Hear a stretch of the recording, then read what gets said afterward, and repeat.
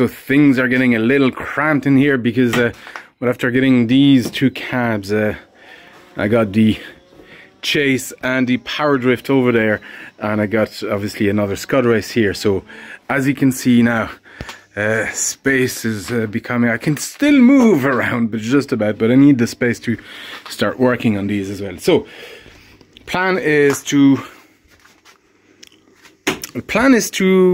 get these two working first and then move one out, hopefully to the blue shed over there. And the good news is I got this one to work. It didn't take much. It actually just took a dusting off. It's a couple of issues. So first, there's no restoration on it. The plastics are just filthy. You can see this. I mean, I know I said I like battle marks, but this is just gone. This is not great either. There's a lot of yeah, there's a lot of stuff. Anyway, the cab is running. The sound is kind of a bit funny, so I think I'm missing stuff on the soundboard because I'm not hearing music when I play, and I should be hearing music when I play, as far as I know. I tried both soundboards, and one only has one LED. These are actually, I don't have the soundboard here. The other one is in the shed, but the soundboard is here. This is the one on top. So there's 4 green LEDs.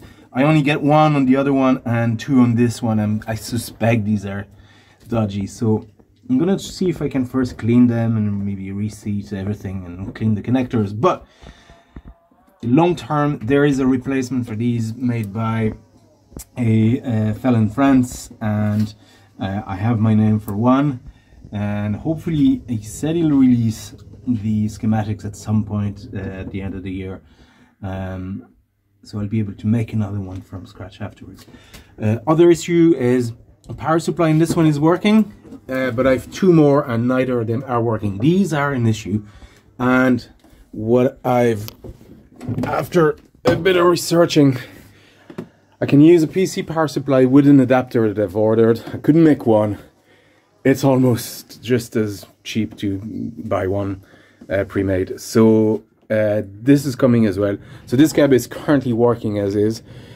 Both monitors are have, at least this one has a high voltage and a raster that I could see, but because this one isn't started, I couldn't double check. But this one is working absolutely fine. Beautiful picture on it. Let me see. It's temperamental, so sometimes it works, sometimes it doesn't. Yeah, and right now it doesn't want to boot. Fun. But you can see the flicker on the monitor. So I am waiting for power supply. I'm going to switch this off. There's no point having it on. And in the meantime, I'm actually working on restoring or taking this one apart. And the goal is to restore this one because it has the best condition plastics, at least. Metal is about the same, but the plastics are best in this one, and the control panel has the proper wheel, but doesn't quite have the gear shift that the other one has. The wheel is actually nice and lovely. I have another one of those covers. This one is a bit faded, but I might be able to just again fix that with some paint or something. I'll see. But there are some issues. There's a lot of cigarette marks. I'm starting to sand these down.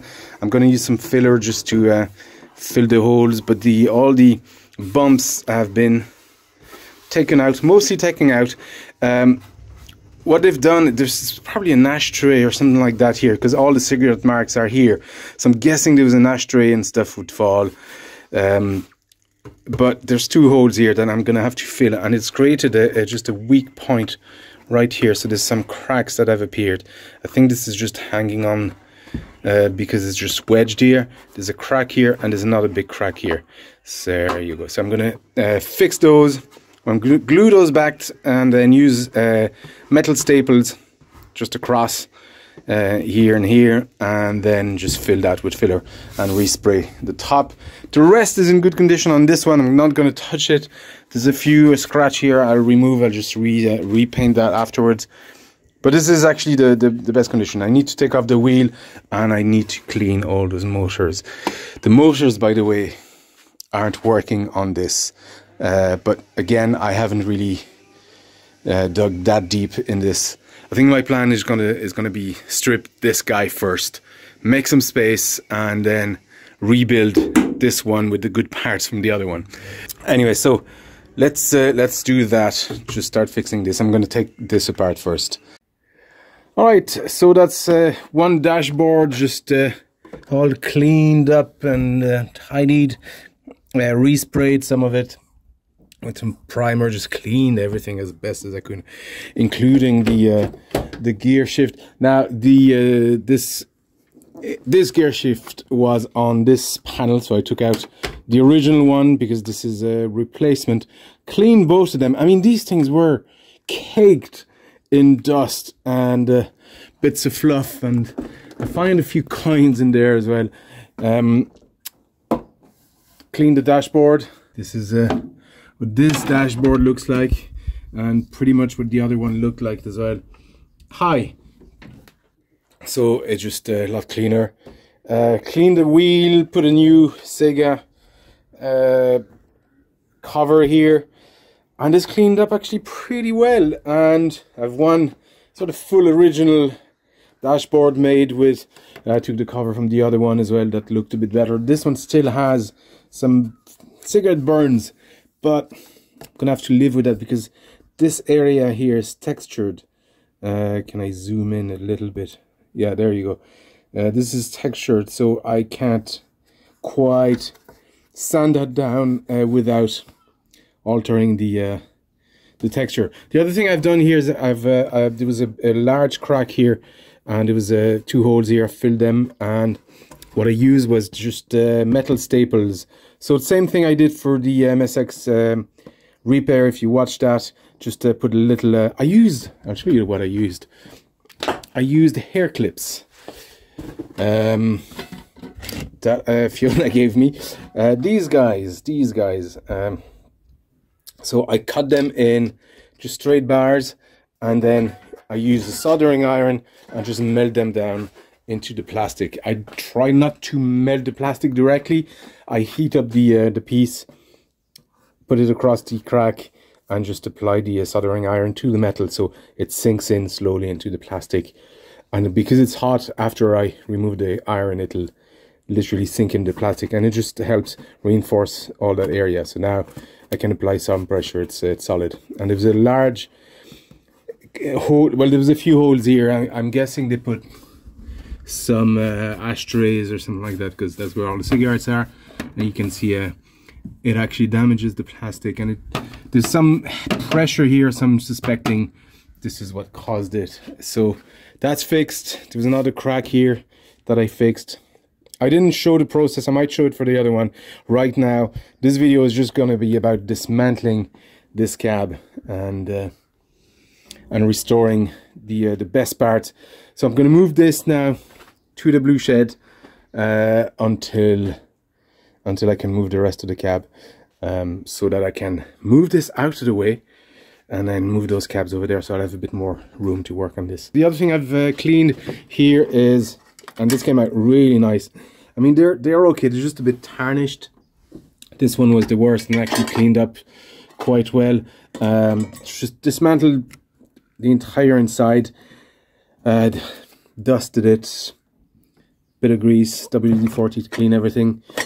This guy doesn't move on Scud Race, so if you get one and it's solid, it doesn't move, it's on purpose. There is, let me get this rubber thing under here, so you can't push it down.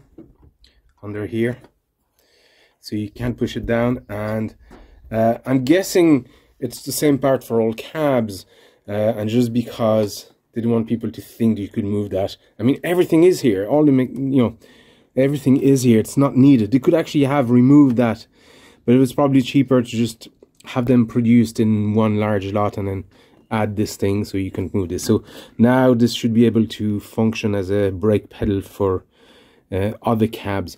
The way you remove these is you remove these two here, and the spring will force it's not going to snap at you, but it'll lift the assembly. So these two bolts here lift that, and this is an adjuster for the pot position. So very easy to remove. Just remove these two bolts here on each side, and you're done. And to put them back, you're gonna have just to apply a little bit of pressure, like push the pedal down so the spring catches here, and then align the pedal with the gaps here. All right, we're slowly chewing our way through this cab. It's interesting just having the side covers off. Suddenly have regained light and space, but maybe I should actually pause for a second here, just explain.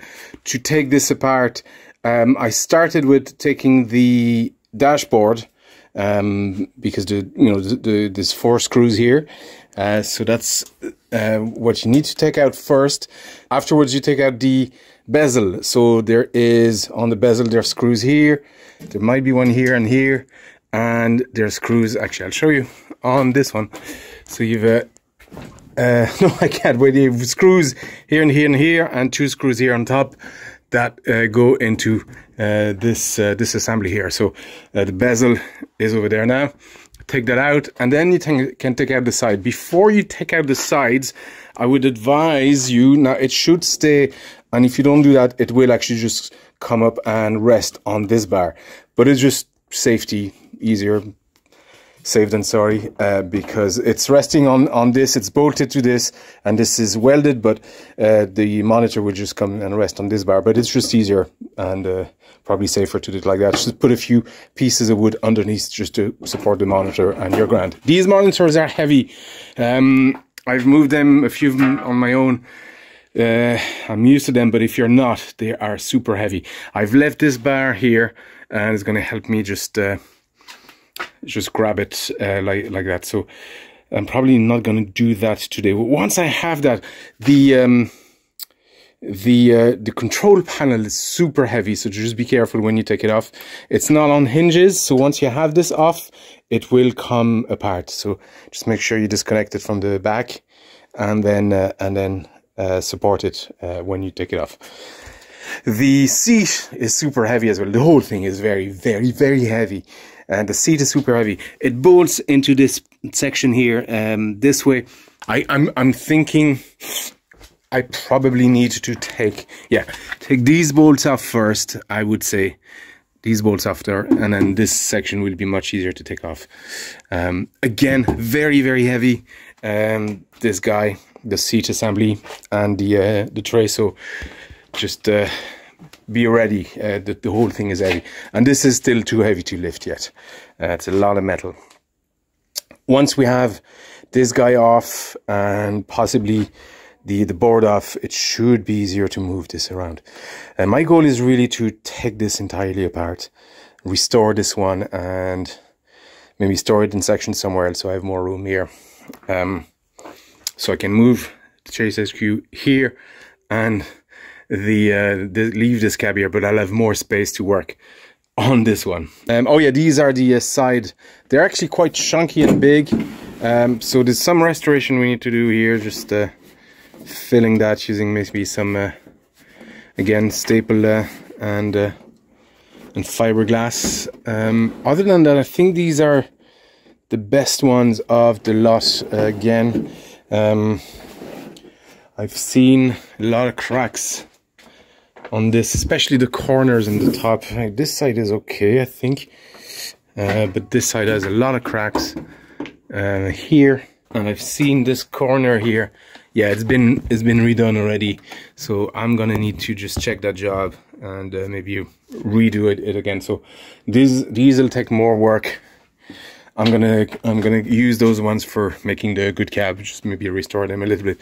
The other thing I found on this side, which I hadn't noticed, is the license sort of well, registration thing, whatever it is. So normally I think you'd have the gambling permit or something like that, and here the owner, some certification of the company that owns it and runs it. It's actually cool. I love little details like that. I realize I'm going to keep the box as well, just attach it to the single one, so that way we'll have just a full cab, and the other one's going to be MAME, so it doesn't need that. Alright, that's all that's left of the second Scud Race. I've the monitor just sitting snugly here. This is the sort of monitor, well, kind of tower assembly here, so I just need to just clean that slightly bit. I'm not seeing much trace of rust, so I mightn't just give that a clean and leave it alone as is. It's actually quite decent. But the box here got a solid power wash. I'm gonna have to address the paint on this and maybe just get the artwork off and get some new artwork at some point. Just clean the casters and maybe give it new casters. I think I have some inside as well. I'm just gonna have to do some touch-ups. There's a bit of rust over here. So let all that dry, maybe attack it with a wire wheel on a dry day and see what gets willingly exposed, or I might just strip it entirely. I'm not sure yet. I don't think these are original. I might have some legs, or maybe they are, but these aren't. Look at this nonsense. And also I need to just well, have a look at this board set and first give it a dust off. I did some already, but it's still quite filthy looking, and test maybe each board into this cab and see what works, what doesn't. I'm only getting one light out of the 4 on this soundboard. I think it's a DB1 for Scud Race, and I can't really find schematics, so troubleshooting this is going to be a pain. But I was in contact with the fella that actually does the Repro board with an Arduino on it that plays MP3 essentially, which is what it is. It'll be better quality too, because it'll be MP3 and not just what MPEG-2 or something like that is stored on those ROMs. So it'll actually be better quality, and a recent update, the response time is much better with his last update, so it's going to be a cool one to have. And waiting for a replacement for the power supplies as well.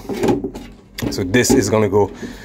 I did try to troubleshoot them, just couldn't really find what was wrong with it, why it's not really starting. And there's a couple of ICs that I can't quite check, and just getting them is actually, getting a replacement will be just as expensive as getting a couple of ATX power supplies and adapters. So let's cut the hassle and just get a clean power supply, something that will be reliable and can be changed easily. That's the problem with these, they're not made anymore. So getting a new one that's working costs a fortune, and you just know it's a matter of time until it dies. You don't see those too often. Oh yeah, and I found a few coins in the other one. Not quite enough to pay back the all the machines here, but you know, it will help. Alright, so I have all the metal parts here outside. I'm going at the back of this with an angle grinder, and this is why you need to remove all the paint, because underneath the paint is more rust. You can see the spreading patterns of rust underneath. So this came out easily. I'm going to go at it now with maybe just sanding. I was trying to take off the paint to see what the damage was. It's not too bad, it just needs to be tended to. So I'm going to use a combination of just sanding, anti-rust sort of treatment, and then a coat of primer. You want to do this when it's sunny, obviously, and I have plenty parts to do. It's probably easier, it's going to be longer but easier to do everything in one go, and then get enough primer to cover everything, so we can have a good coat of paint on it. The art is going to have to go, unfortunately. It's okay. I'm sure I can get it repro or get something else. We'll see. It's not a major loss. It's not the nicest condition, so yeah, I'm quite okay. One thing I like to do whenever I take these apart is keep all the screws back on, like whatever it was on, just put the screws back, so when you're working on that piece you can take the screws off, but put them aside for a minute, but put them back on afterwards. That way you know where everything is, because there's a lot of bolts and screws and different stuff, and you don't want to you don't want to get confused when you put that thing back on. Alright, that's our casters cleaned, re-oiled, and they're working just fine and actually moving and nice and loose. They're not all pristine, but I mean, it's going to be underneath, you know, you won't be able to see them. And I was going to buy a new one, but there's probably no need. These will work just fine like this. And yeah, just take them apart, oil them, we'll put them back, and we're ready to go. Alright, this is what I'm doing on these plastic bits. So I've super glued whatever little pieces I could still find. There's still some missing. We'll use probably Bondo for that. But just to reinforce it, I'm going to use a soldering iron, and just I'm using again hair clips or paper clips will do as well. And I'm just heating that up and let it slowly. It's going to be tough doing this with one hand, but take your time. It's going to take a while for that thermal mass to heat up, depending on your soldering iron. You want to be careful on thin plastic, and here it's actually quite a thin, hard plastic. It's almost like a fiberglass type of material, but you don't want your metal to sink through. So also try not to heat the plastic directly, but the metal itself.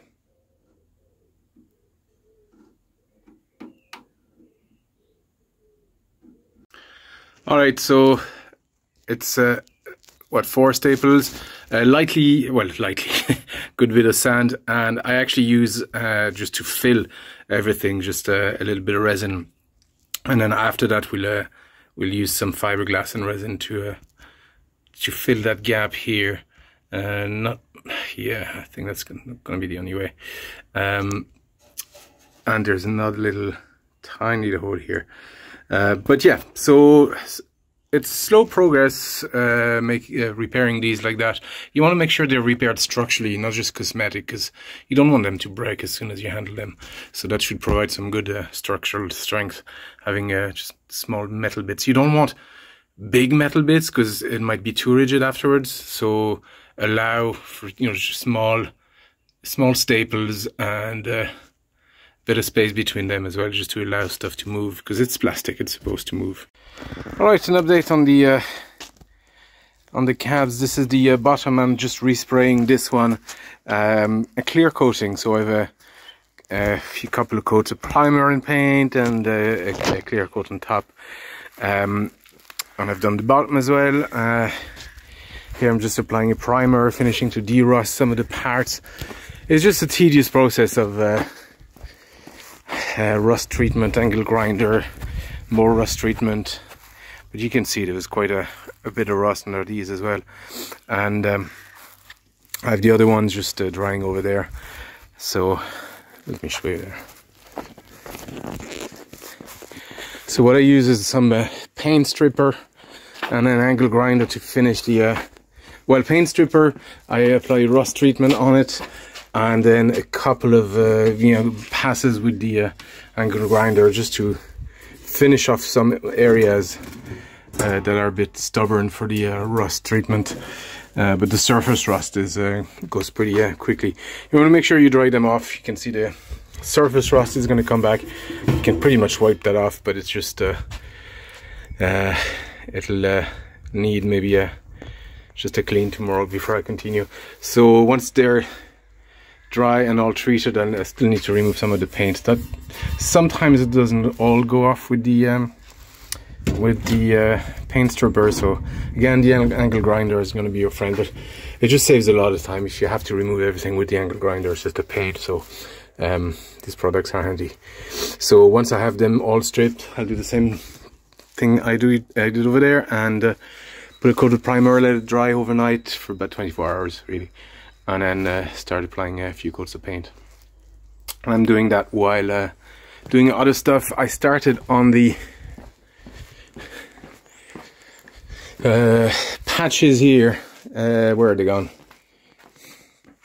Where's my patches? Yeah, here. So started applying a coat of paint and then sanding back down, another coat of paint and down. So there's only some traces here visible, but I'm gonna address these. There was a big gouge here that's gone, and this guy here, I'm not sure exactly where the crack was. There was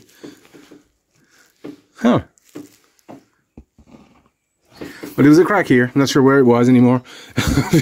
Great job, Ollie. But yeah, obviously that's fixed. The other thing is, I can see I'm going to do while I have all this stuff out. You can see this big crack here. So I started gluing things back together. Super glue doesn't really provide much strength. Well, it's kind of solid, but here in this corner you can see things want to move fairly badly. So super glue only helps keep everything in place. And then I'm gonna just I'll need a lot of staple. I'll probably need, because the crack goes all the way there, so I'm gonna put a staple after the crack just to make sure it doesn't spread any further. 1, 2, 3, 4, 5, 6, 7, 8, 9 crack runs all here. 10, 11, 12, 13, 14 maybe staples. So that's gonna be fun. And I was just checking for other stuff, and I can see under here, I can feel at least here, there's a big gouge and there's another crack, so we're gonna have to fix that at some point. But I'm gonna do this first on this this video, even though technically we're not fixing this one. Might as well. By the way, the power supply on this working cab just completely left me now. I get 100 volt or 105 into the power supply, but there's nothing coming out of it, so I'm assuming that it went as well, and I'm just waiting now for that adapter that should be here any day, and we can hopefully power this with this this power supply here. Hopefully that's still working. So I do an update on this working cab. So the power supply was gone, worked for a while and was gone. Replaced it with an ATX from my own computer that I kept. I'm glad I had it.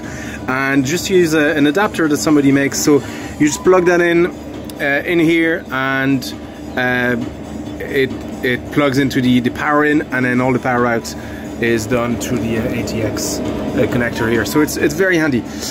Audio board, I took the audio board from the other cab because this one wasn't working. I wasn't getting the sound to the back speaker, and also once I plugged it in, I was only getting sound to one side of the speaker, and it was this board here that was dodgy, so I replaced that with the one from the spare one. So we're mostly working. The only thing that I don't know anything about, and I haven't quite figured out, I'm going to just try and put this gracefully back, where we got sound coming out of these. And that's super important. Like, you want the sound coming from behind you and in front of you. Like, I never realized how immersive those cabs can actually be once you're sitting in there. So the last thing really is the motor that I will need to get working now. I know this is the motor board, and these guys should be lit up. They're not, and I wonder what's going on. I don't know much about these guys, these setups, so I'm not sure exactly how to troubleshoot. I'll have to do some research maybe online. It looks like it's getting some power.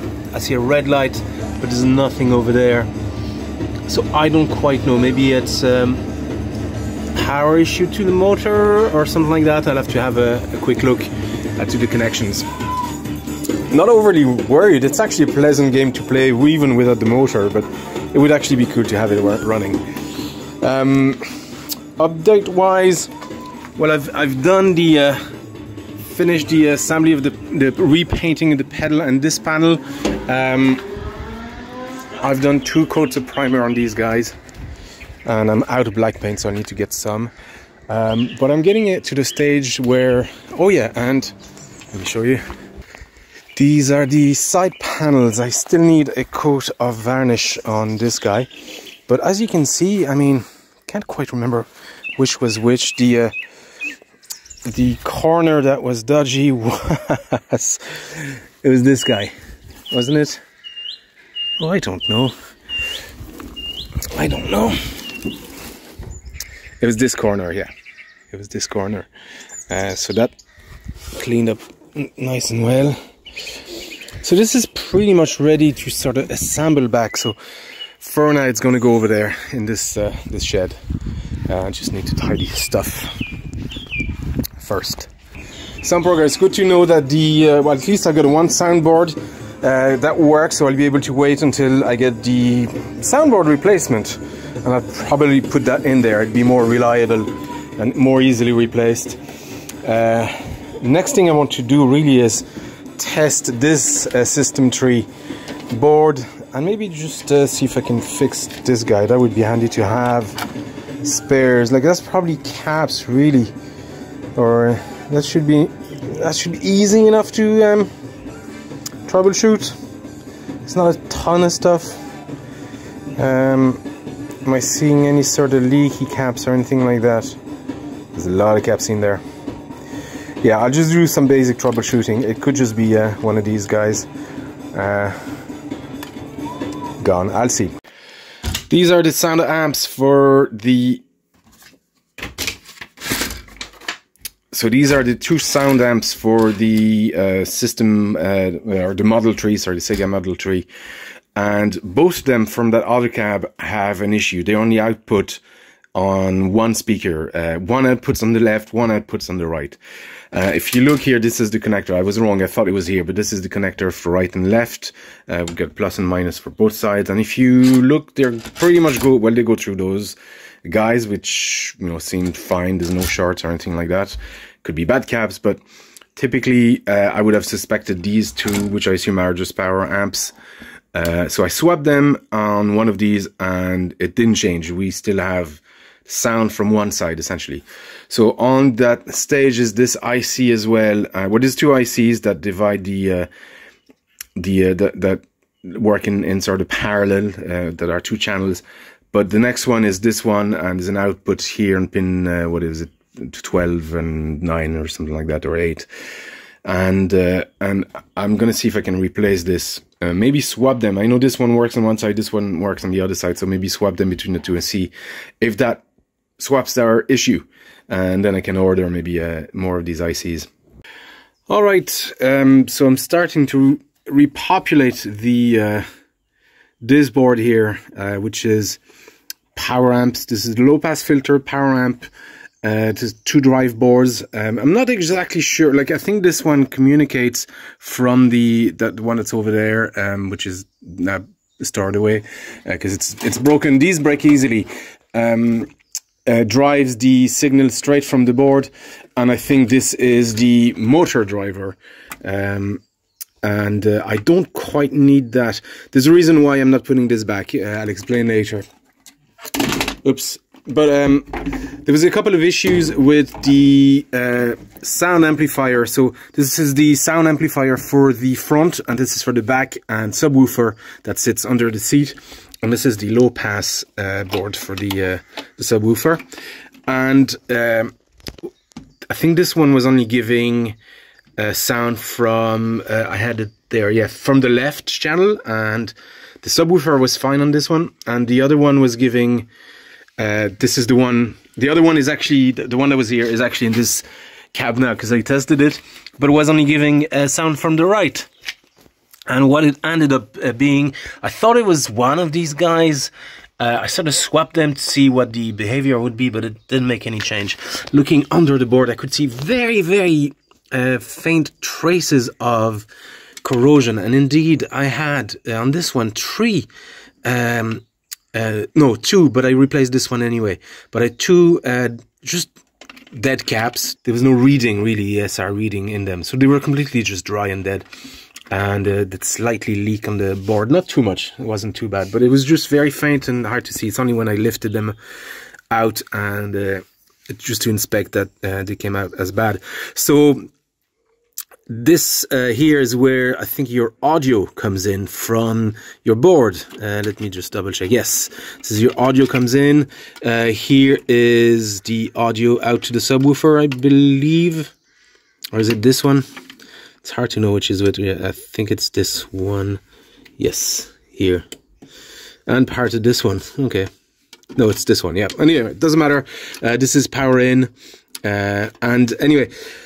So, changed the cap here, the audio went through, but it wasn't reaching over there, and I found another dead cap, this guy. The other board was something similar. These two read fine, but it was a cap on the right side. I think it's this one as well.